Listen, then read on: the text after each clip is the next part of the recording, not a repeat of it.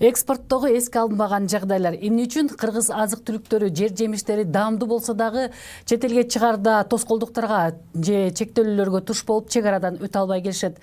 Бүгүн 5 каналды учурда программасында дал ушул теманы козгойбуз. Биздин студиябызда конокторубуз бар. Ал эми мен студияда сиздер менен Гүлмира Үмүталиева иштемекчимин.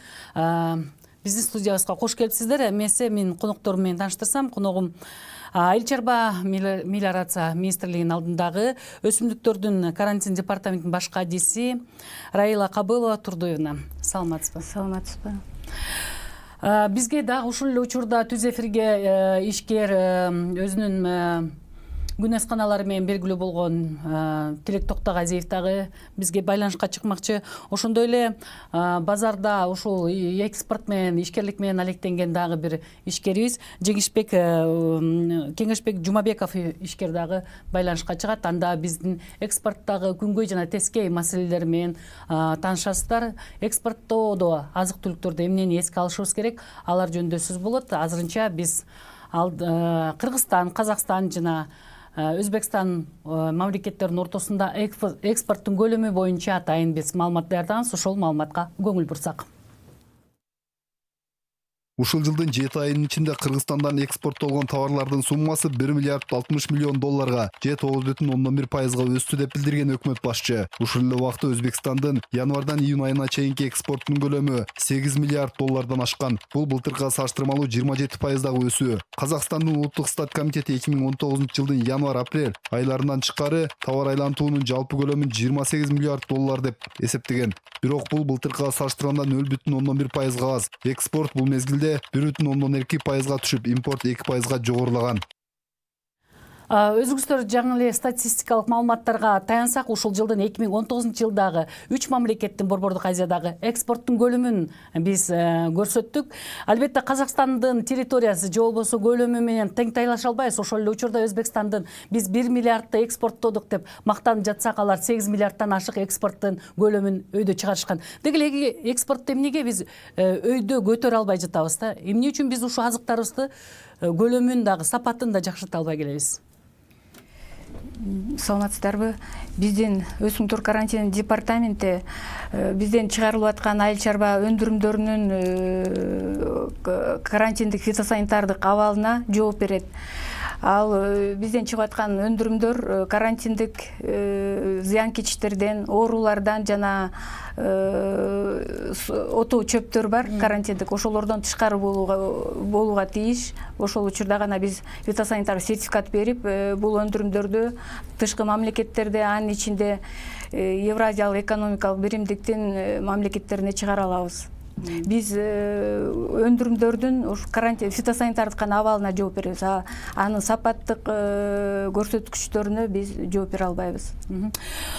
Биз ушул эле учурда ишкер, ошол эле учурда экспорт менен алектенген ишкер Тилек Токтогазиев менен дагы түз байланышка чыгып көрсөк, анткени бул киши ишкерлик менен алектенип, дал ушул экспорттун күнгөй тескейи менен бардык жагынан тааныш эмеспи? Алло? Азырынча биз менен байланышта жок экен. Бирок анда биз ушу экспорттарга жанагындай сыртка чыгаруудагы тоскоолдуктар боюнча бир нече тоскоолдуктар бар. Ушул эле учурда сиздер айткандай фитосанитардык сертификатты алуу, ошол эле бажы төлөмдөрү же болбосо бажы аркылуу өтүүдө дагы. Ошо буга чейин жогорку кеңеште мындан бир жыл мурунда айтылса дагы азыркы күндө да актуалдыгын жоготпогон видеого көңүл бурсак, анда бизде ушул жалаң ушул бажы чыгымдарында эмне үчүн бизде ошо ишкерлерге жеңилдиктер каралбаганы тууралуу сөз болот да. Бизге эмне тоскоолдук болуп жатат да, ошондой биз ошондой практикага өтсөк. Бүгүнкү күндө бул тарапта алгылыктуу кадамдар болуп атат деп ишендирип кете алам. Себеби биз баягы кошулуп өзүбүздүн так айтсаңыздар, эмнеге биз ошол 1 сааттын ичинде растаможканы ошо Армения окшоп жасай албайбыз да? Кеп эмнеде болуп атат? Кеп эгерде ар бир тариздөөнү карап чыга турган болсок, анда 1 сааттын ичинде болгон тариздөөлөр деле жолугат. Бул жерде баягы тыгыр кароо же болбосо бажы көзөмөлдөөдөн өткөрүү процессине ылайыктуу эле созулуп атат да. Эгерде мына мыйзамдыкка алсак, бизде жогорку патологу 4 саат болот. Бул деген сөз 4 сааттын ичинде. Бул 1 саат болушу мүмкүн, 1,5 саат. Эмнеге Арменияда деген 1 саатта регистрация растаможканы кыла алышат, а эмнеге биз кыла албайбыз? Мен түшүнбөй атам да. Бул маалымат катарында берилген сөз болсо керек. Себеби Армения менен Белоруссия бүгүнкү күнкече өзүнүн мыйзамдарын шайкеш келтире элек. Бул багытта Казакстан менен Россия гана жумуш алып барды, а Армения менен Белоруссия биздин деңгээлде жумуш алып барып атышат. Сиздин айтканыңызга жараша теги премьер-министр Армения жалган айтып койду. Жалган айткан жок, бул маалымат катары берилип аткан болсо керек. Мен да айтып атам го, бизде деле ушундай учурлар бар. Расмий түрдө айтылып атпайбы? Бир растаможканы 1 саатка чейин кыскарттык деп ошондой расмий өз баракчасына премьер-министр Армениянын жаңы шайланган премьер-министр ошол убакта берип жатканда ошол информацияны. Ошондой азыр барбы аларда? Бар, ал bizde деле бар, bizde деле жолугат. 1 саат ичинде бек кеткенде дагы ар бир Бизде ошондой барбы азыр практикада? Бар, Ишкерлер мисалы- барганда 1 сааттын ичинде регистрацияны бүтүп коюшабы? Ооба, бар. 24 Растамашкан. саат деген бул жогорку потолок. Ошонун ичинде бүтүш керек деген мааниде. Азыр мына 4 саат кирсе, анда 4 сааттын ичинде бүтүш керек деген бол. 1 саатта, 1,5 саатта бүткөн учурлар бар. Тез эле бүтөт ал. Просто бул жогорку потолокту көрсөтүп коюп, адан өтсө, анда мыйзам бузууга алып келет да. Таможенный брокерлердин ошакта жүргөн негизи жумушу в чем заключается?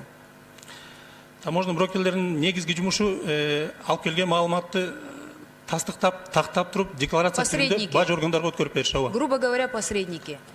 А зачем посредники между бизнесменами и государством анда? Эмнеге ошону деген, ошакта иштеген адамдар, ошо ортомчу адамдарды алып эле, эмнеге ошондой иштей албайбыз?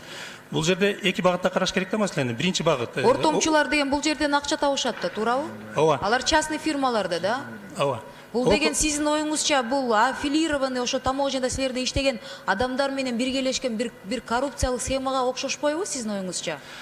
Жок, коррупция схема жок бу жерде. Себеби алар өздөрүнүн чөнтөгүндө иштешет. Бир жагынан, экинчи жагынан эки тараптуу караш керек бул маселени. Около таможенный услуги деп коет, ошол брокерлер керектүү деңгээлде кызмат көрсөтүп бере алат. Мисалы, сырткы ишмердүүлүктүн катышуучусу алып келгенде, анын билими же болбосо тажрыйбасы жетиши мүмкүн эмес. Ошол брокер деңгээлде мыйзамга ылайык тариздеп Анда берген. айтсаңыз, таможенный брокер болуп сырттан любой компания кире алабы? Отбору кандай, мындай критерийлери кандай? Кантип киргизесиңер? Кантип алар кандай уруксат менен ошакта иштешет?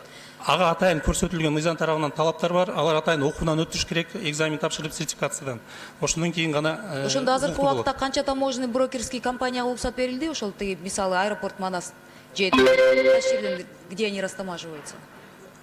Манаста 7-8 болсо керек, а бирок жалпы алып келгенде Алардын анда айтсаңыз, ошол 7-8 компания илгертен бери иштелгенби же алар алмашылабы? Или одна и та же компания, 7 компания 10 жылдан бери иштеп атат?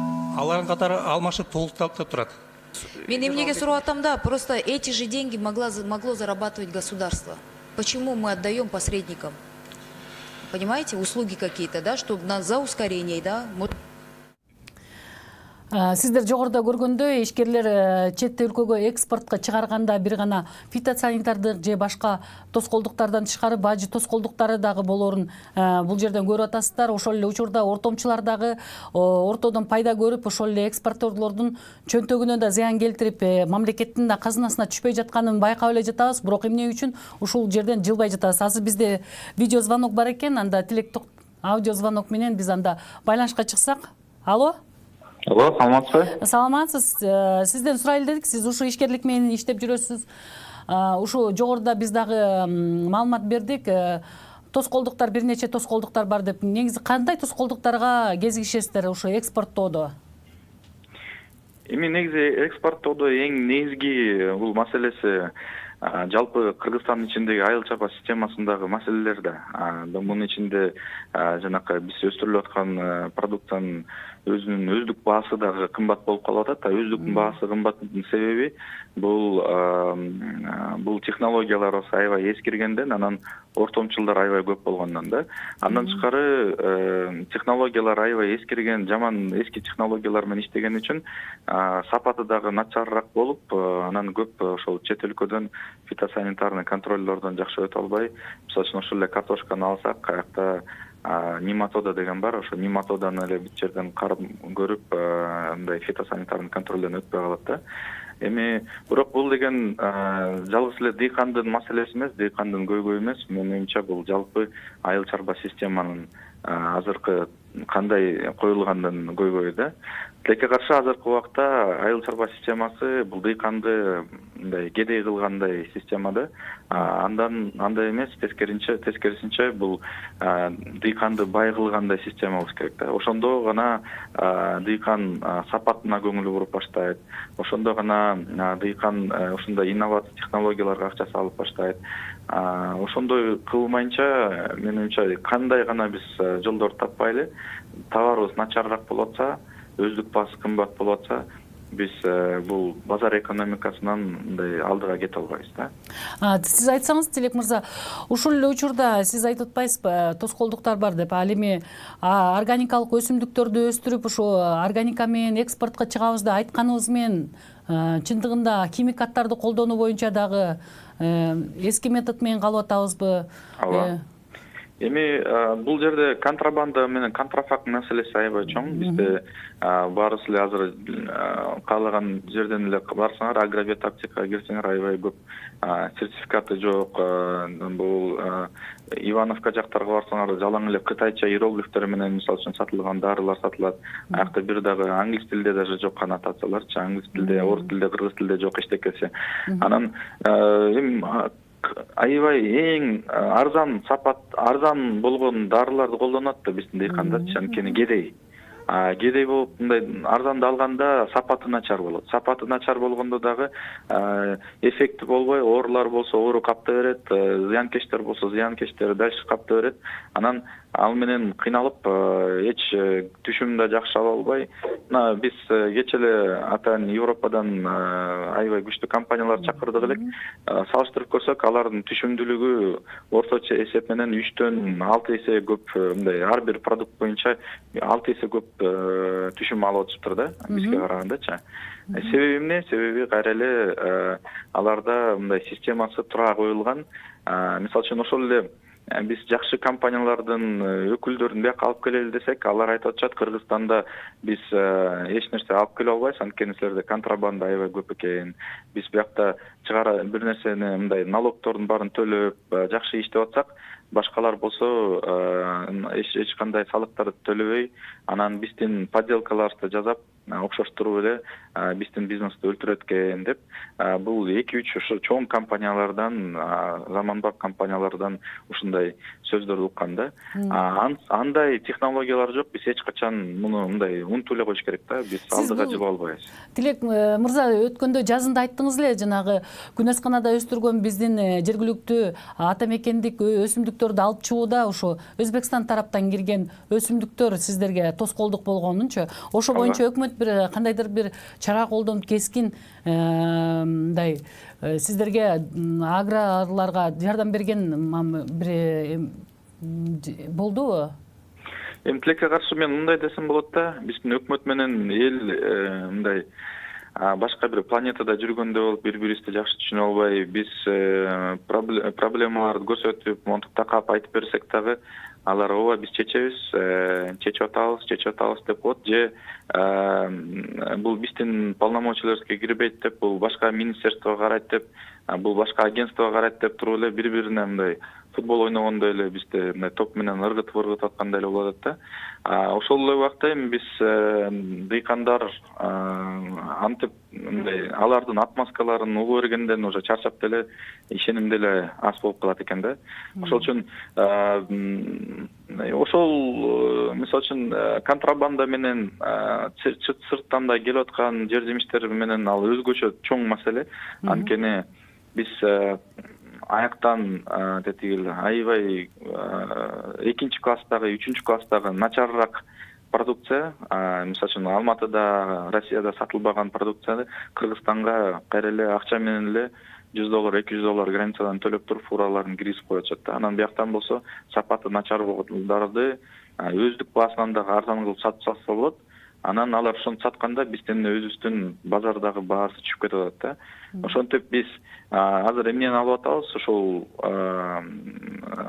эмеде чек арада контроль болбогондуктан биздин дыйкандарыбыз жылдан жылга банкрот болуп атат. Элибиз болсо жылдан жылга ден соолугун бузуп атат. Анткени бул эме уулуу заттар менен азык түлүктөр жеп атабыз да. Анан өкмөт дагы өзүнүн акчасын түшүрүп албай атат да. Бүт жерден биз утулуп атабыз. Рахмат сизге, Тилек мырза, бизге жакшы маек куруп бергениңизге. Бирок бизде ушул эле учурда Айыл чарба министрлигинин астындагы фитосанитардык департаменттин баш кадиси отурат. Мүмкүн сиздин айткандарыңызга ушуга сиз кандайдыр бир пикирлериңиз барбы?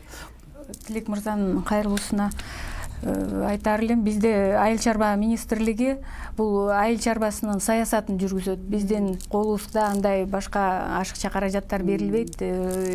Кандайдыр бир экономикалык, финансылык каражаттар бизге бөлүшүлбөйт. Ошондон биз саясатты жүргүзөбүз, колубуздан келишинче. Тилек мырза айтып атат, Айыл чарба министрлиги өз алдынча, башка органдар өз алдынча деп.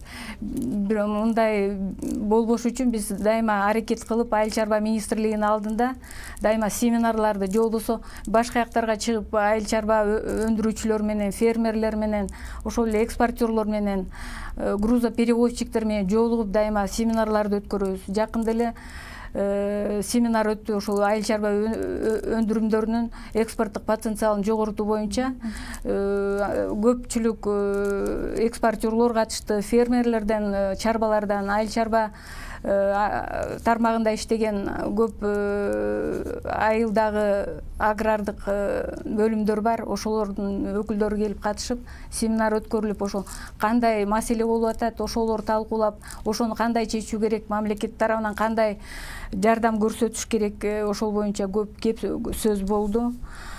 Бирок сиз муну Тилек мырза айтып атпайбы?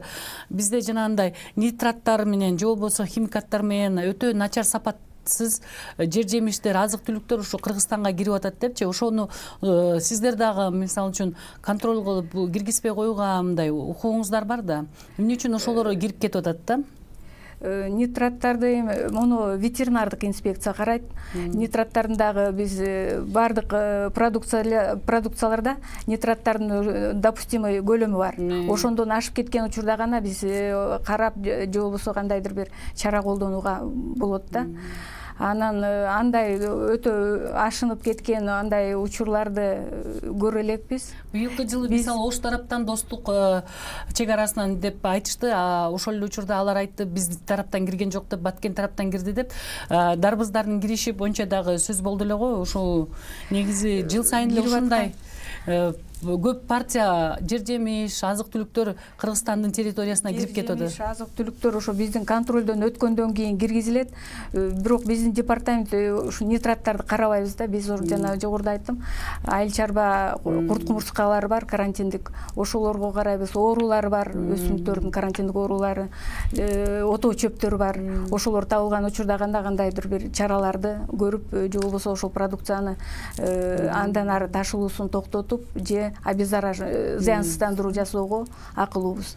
Биздин экспортко чыгарып аткан ушу дыйкандарыбыз кандай кемчиликтерди дайыма эле кайталап жасашат да? Мисалы үчүн экспортко чыгарып атканда сиздер мисалы жаңгактарды алалык, ошол эле бал, ошол эле картошка, ошол эле азык түлүктөрдү эмне каталарды кетиришет? Жыл сайын кайталанган ката. Евразиялык экономикалык биримдиктин мүчөсү болуп киргенден бери 2017-жылдан баштап фитосанитар талаптар да өзгөрдү.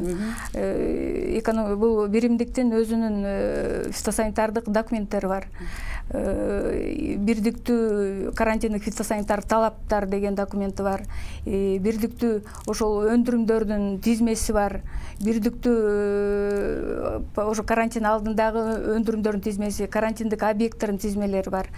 Ошол тизмелериңиздерди булар болбойт деп экспортерлор мисалы үчүн карапайым дыйкандар да мисалы үчүн ошон үчүн ошолорго кандайдыр бир маалыматтык даярдап теле аркылуу ушундай жүргүзсөңүздөр болобу? Мен мисалы үчүн дыйкан болсом, ал кечке талаачылык эшиктер менен алек болуп, ал сиздердин жанагындай семинар уюштурганда барбайт да. Анан аларга кантип жеткиресиздер дейм да? Аларга биздин жерлерде аймактык башкармалыктар бар. Ар бир областта аймактык башкармалыктар бар. Райондордо биздин специалисттер иштейт. Ошолор дайыма ошол областтык, аймактык деңгээлде өздөрүнүн СМИлерине чыгып, массалык каражаттарга чыгып, газета, журналдарга, телевидениеге чыгып, түшүндүрүү иштерин биз 2016 жылы департамент уюшулган, ошондон баштап ушул жумуштар менен иштеп келатабыз. Жерлерде түшүндүрүү иштерин андан тышкары жолугушуп биз эле эмес, министерство эле эмес. Биздин ошо аймактагы адистерибиз дагы жолугушуп түшүндүрүп фермерлерге талаптар кандай, Евразиялык экономик биримдиктин мамлекеттерине чыгарууда кандай талаптарды сактоо керек, ошол боюнча көп иштер жүргүзүлүп атат. Рахмат сизге. Азыр бизде дагы бир ишкер Кеңеш Жумабеков деген ишкер менен байланышка чыгып атабыз. Саламатсызбы, Кеңеш мырза? Саламатчылык. Мен сиздерге айтайын дегем да, мына экспорт боюнча бизде машиналар барып токтоп туруп калып, кайра деген дыйкандар каяка барарын билбей келип атышпайбы? Ошол боюнча мына экономикалык бирдиктүү алардын өзүнүн мыйзамы бар дейт. Эмне үчүн биздин Айыл чарба министрлиги, ошол эле лабораторияда иштеп аткандар, жазында силер могул жер семиткич сепсеңер болот, но жер семиткич сепсеңер болбойт. Алардын талабы ушундай экен. Мындай кылып өстүрөлү, мындай кылып киргизели деп. Обязательно биз Айыл чарба министрлигинде мындай да, лаборантты биз курт жегенди карайбыз, анан кийин өстүргөндү карайбыз, аларга башкалар жооп берет дейт. Башкалары эмнеге жооп берет? Булар деген жогорку кеңешке бир сунуш келтирип, кантип өткөзсөк болот? Тиги биздин кошуна мамлекеттер кандайын өткөзүп атат, эмнесин өткөзбөй атат, эмне үчүн биздики ушундай өтпөй калып атат деп бир ошол жерге бир бирдиктүү окошкаларын ачып, дыйкандарга бир дыйкандар азыр тиги жерден өтпөй калат, турушат. Товар 1-2 күн туруп, кайра эле жаман болуп калат. Кайра эле Кыргызстан базарына келип эле алар ошол 5 сом боло, 10 сом боло аркада сатып кетишет. Ошол тиги казактар же орустар жебей койду деген товарларды кайра эле өзүнүн базарыбызга кап келип, арзан сатып каяка барарын билбей калып атышпайбы? Муну бир какой-то роликтерди ойлоп табышып, айтыш керек. Мына дарыларды жесеңер биздин лабораториядан, Россиядан же Казакстан өтпөй калып атат. Алар бир причинасын таап все равно өткөзбөй койдут да. Аларга өкүлчүлүктөр бар, алар менен сүйлөшүп, мына картошканын составынан же дарыбыздын составынан мындай чыгып калып атат. Эмнеге өткөзбөй атасыңар? Жазында жазалы менен иштеш керек да, анан баардыгы бышып калып, КамАЗга жүктөп алгандай мындай болуп атат, анан карап атабыз, анан карап көрөбүз деген бул шылтоо эмес да, просто реформанын жоктугу да. Кеңеш мырза, сиз ушу ишкерлик менен алектенип келсиз. Азыркы учурда эмнелерди экспорттоп жатасыз, эмнелерди ташып атасыз сыртты көздөй? Азыр быйыл экспорт жайдын аябай ысык болгондугуна байланыштуу жылдагыдай эле мындай аябай агым жок экспорттук үчүн. Азыр эми картошка башталат жакында. И картошкадан да көрөбүз. Азыр биздин казак туугандар өзүнүн картошкасы түгөнгүчө ар кандай шылтоолор менен биздин картошкаларды өткөзбөй тура берет дагы. Өзүлөрү түгөнүп калса жакшынакай эле өткөзөт. Бизде бир ошондой жазылбаган мыйзамдарга Айыл чарба министрлиги бир жанын берип, тигилерден мындайын өткөзүп атат, мындай ошон жанын берип, мындай далалат кылып иштей турган бир жетекчи жок болуп атат да. Ошондо дыйкандар өз проблемаңыздар менен өздөрүңүздөр калып калдыңыздарбы? Азыркы учурда дагы эмнени сыртка чыгарууда аябай көп тоскоолдук. Мына мисалы үчүн мындай да пиязын болобу, картошкасын болобу, сезон менен ар ким өзүнүкүн чыгарып кичине бир 5 сом кошуп саткысы келет да. Бирок ошону булар жанагы гайлар деле пожарниктер роликтерди берип атпайбы? Ошол сыяктуу эле жазында роликтерди көбүрөөк берип, мына мыногу аммиакты сепкиле, же муну сепкиле, бул жер семиткич зыян, эртең границадан өтпөй калат деген бир дыйкандар менен. Дыйкан багыш эмне колуна тийгенин себет, колуна тийгенин өстүрөт, анан эле бүзүндө ошол эле проблема кайра башталат. Жылдан жылга эле ушул проблема менен дыйкан өзү менен өзү болуп келатат. Мамлекеттегилер бир структура, биз азыр тиге айтып атпайбы? Биз ошонун бул зыян эмес экенин чыгарып коебуз, анан калганына жооп бербейбиз. Булар бирине бири жооп бербей жүрүп, ушинтип мамлекет өнүкпөй жатат да. Рахмат сизге бизге байланышка чыгып бергениңизге, Кеңеш мырза. Ишиңизге ийгилик каалайбыз. Кыргыздардын өндүргөн товарлары сыртка чыгып, деги эле өзүңүздөр дагы мамлекетте пайда көрсүн. Азыр биз дагы кайра коногубуз менен улантсак, сиздерге мынакей кандайдыр бир өтө сындар окшош болуп атат, Тилек мырзаныкы да, бул мырзаныкы да. Чындыгында эмне үчүн ушу роликтерди даярдап, жалпы массалык маалымат каражаттары аркылуу жарыялабайсыздар? Эмне үчүн мындай жалпы ишиңерди жүргүзүп элге ачык чыгарбайсыздар? Бул боюнча биз департамент өзүнүн ролиги бар. Ал мамлекеттик каналдар аркылуу көрсөтүлүп азыркы убакта жүргүзүлүп атат. Андан тышкары бул тарапта биз иш алып барып жатабыз. Эми бирдиктүү Кеңеш мырза айтып атпайбы, бирдиктүү иштөө жок деп. Бирдиктүү иштегенге аракет кылып атабыз. Талаптар бизде карантиндик фитосанитардык талаптарга ылайык келбеген кайра кайтарылган Россиядан андай учур болгон жок. Бизге келип кайра алар бул учурда официалдуу расмий түрдө нота жиберет, бизге билдирүү жиберет. Ошо билдирүүнүн негизинде биз чара колдоно баштайбыз да. Андай билдирүү бизге келген жок.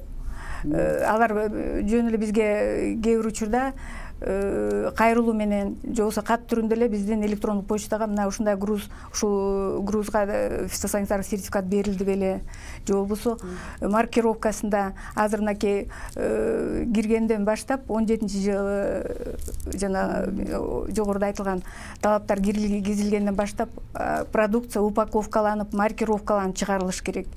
Биздин ишкерлер баягы көнүп калган абалда эле ошол жүк менен ошентип жиберилип, ушул багытта көп бизге билдирүүлөр келген да. Маркировкасы, упаковкасы жок деп. Азыр эми бул иш дагы оңуна салынып, эл уже түшүнүп, маркировка менен, упаковка менен жөнөтүп атат.